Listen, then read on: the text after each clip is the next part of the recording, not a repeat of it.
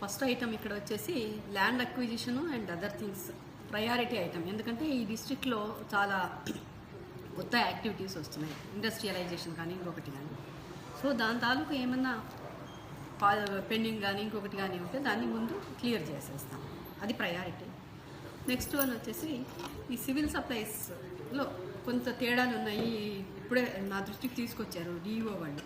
కొంతమందికి ఇంకా కార్డులో ఎంటర్ కానీ నేమ్స్ ఉన్నాయట స్టూడెంట్స్. సో దాన్ని ఒకటి సెట్ చేయాలి. కార్డులలో రాని పేర్లు, ఆధార్ నాట్ లింక్డ్ పేర్లు కొన్ని ఉన్నాయి, వాటిని సెట్ చేయాలి. తర్వాత ఇంకా other things anything next month నుంచి మళ్ళీ ఈ సీడ్ డిస్ట్రిబ్యూషన్ మిగతా అవన్నీ వస్తున్నాయి కదా. అవి ఫస్ట్ థింగ్ వచ్చేసి ఇప్పుడు సమ్మర్ కాబట్టి any relief activity that will be priority for this season. Madam, పెనుగొండలో ఒక ఫ్యాక్టరీ రాబోతుందన్నారు కదా, ఏదండి? Kia factory. Kia land acquisition అయిందా మేడం? ల్యాండ్ అక్విజిషన్ కాదు, అది government land allotment. Government land తీసుకుంటున్నారా, ప్రైవేట్ ల్యాండ్ కూడా ఉంది? లేదు లేదు, కొంత అసైన్ ల్యాండ్ ఏదో ఉంది. వాట్ ఐ వాస్ టోల్డ్ అది కంప్లీట్ అయిపోయింది. నాకు ఆ GM APIS zonal manager APIS చెప్పిన విషయం ఏంటంటే అది ల్యాండ్ తీసుకోవడం అయితే అయిపోయింది. దాంట్లో ఏంటంటే for levelling the land tenders call for చేస్తున్నారు.